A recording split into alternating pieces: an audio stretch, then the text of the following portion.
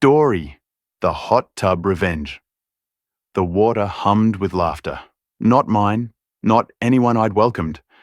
I stood rooted at the edge of my backyard, staring at a scene straight out of a fever dream. Wine glasses clinking, swimsuit straps popping, and Marissa Tate, the HOA dictator, sprawled in my new hot tub like it was her royal bath. A stranger in sagging green trunks poured her wine while she raised her glass at me, shameless, and chirped, "Oh good, you're back. We were just saying how lucky we are to have a shared gem like this." My fists tightened. I hadn't even soaked in it yet. It was my birthday gift to myself, now bubbling with strangers, spilled cocktails, and Marissa's sandal dangling over the jets. That's when I knew she'd crossed me one too many times, and I had the perfect scientific payback brewing. 3 weeks earlier, I'd been basking in suburban bliss. I'm Jake Miller, software developer, introvert, and quiet king of petty revenge. I'd moved to Pinewood Heights for its peace. Tree-lined streets, low crime, a place to breathe. Not for Marissa's HOA reign of terror. I'd spent 2 months designing my dream hot tub. Heated jets, LED lights, Bluetooth speakers primed for mellow jazz, tucked behind a privacy fence I'd paid extra to have surveyed. It was my sanctuary, safe from HOA meddling. Or so I thought. Then Marissa showed up for a routine check. Visor on, clipboard in hand, gum snapping like she hated it. She peered through my fence. "Nice setup," she said, her tone dripping with fake charm. "Technically, outdoor features like this need HOA approval, but I'll let it slide for now." I reminded her, voice steady, that private installs behind my fence were my business. She smirked, scribbled something, and sauntered off. Red flag 1. Red flag 2 came when she mused about community spirit and shared resources. 2 days later, I found fresh footprints in the wet concrete near my tub. My camera caught Lydia and Greg, a couple from down the block, scaling my gate in robes like budget spies. I called Marissa. "Oh yeah, that was me," she said, breezy, as if she'd borrowed a cup of sugar. "I told them to test it, sharing builds community." "That's trespassing," I snapped. She laughed. "Relax, it's just water." It wasn't. It was my haven, my escape from code, deadlines, and noise, especially her. I upgraded the lock, beefed up security, and slapped a private property no trespassing sign on the gate. I thought that ended it. Nope. Fast forward to the invasion. I'd been away for a quiet weekend, unannounced, but Marissa noticed my car gone and pounced. Rounding my house, I found a full-on party. Balloons, a speaker blaring pop hits, a snack table, fairy lights strung up like a DIY gala. Marissa waved, acting like she'd done me a solid. "Hope you don't mind, Jake," she called over the music.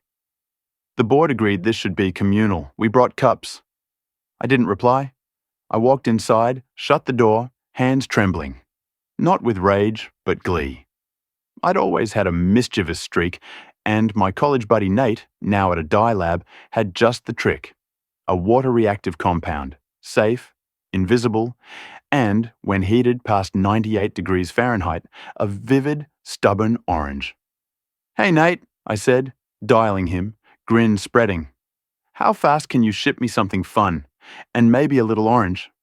When Nate's package arrived, I spent 2 days plotting. This wasn't just revenge, it was justice for every HOA email, flyer, and forced bonding event Marissa had inflicted.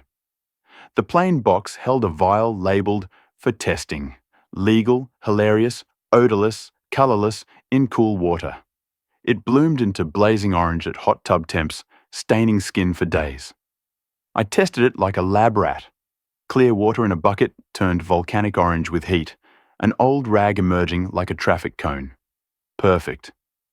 I slipped it into my tub's additive pod, meant for sense, but ideal for my prank. A test dip with a gloved hand confirmed it. Orange glory. I just needed bait. I parked my car 2 streets over, posted a vague beach pic online, and left a vacation lotion box on my porch. Marissa, nosy as ever, took the hook. Saturday, I watched from upstairs, cameras rolling. At 3:47 p.m., the gate creaked. Marissa strutted in, Speaker in tow, followed by Lydia, Greg, and 4 others, including Todd, a snack-chasing regular. Swimsuits, pool noodles. They meant business. Marissa snapped at Greg to start the jets. She eased in, moaning like a spa ad, the rest piling in after. For 5 minutes, it was all giggles and splashes. Then it hit. Todd glanced at his arm, frowning. Is this normal? His skin glowed orange, pumpkin orange. Lydia shrieked, legs blazing. Why am I orange? Marissa bolted upright, her chest and arms a citrus nightmare. What is this? Chaos erupted. Guests scrambled out, slipping, tripping, yelling about toxins and lawsuits. Marissa, a dripping orange statue, pointed at the tub. Sabotage! That tech nerd did this! I muted the feed, grinning.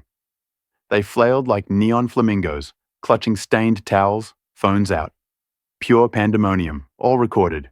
They fled, still bickering, and I saved the footage. The neighborhood chat exploded. Memes of Marissa as a traffic cone, poems about the orange overlord. By Sunday, it hit the next subdivision.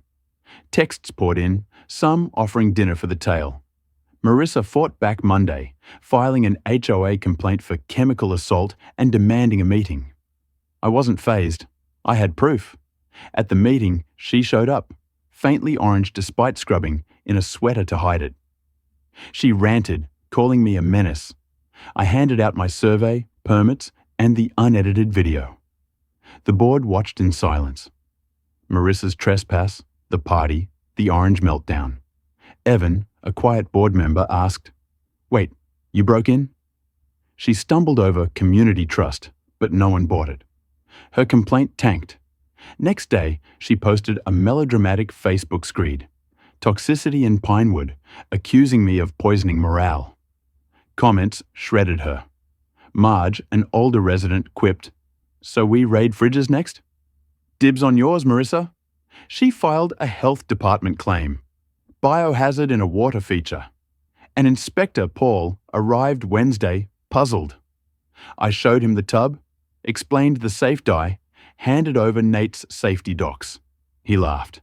Heard about an HOA food violation here months back. Related, maybe? Marissa's shrimp obsession, I said. He grinned, filing it as neighbor silliness. Then an anonymous board tip came. Check the HOA funds. I found padded expenses, fake vendors. Marissa had siphoned cash for years. I taped proof to the clubhouse board. Whispers grew, demands for an audit followed. Marissa sued me for emotional distress, claiming orange skin ruined her life. I laughed, called my lawyer, Ryan. Discovery is going to be a blast, he said. We countersued for trespassing, defamation. Bring the video. She tried a unity picnic to rally support.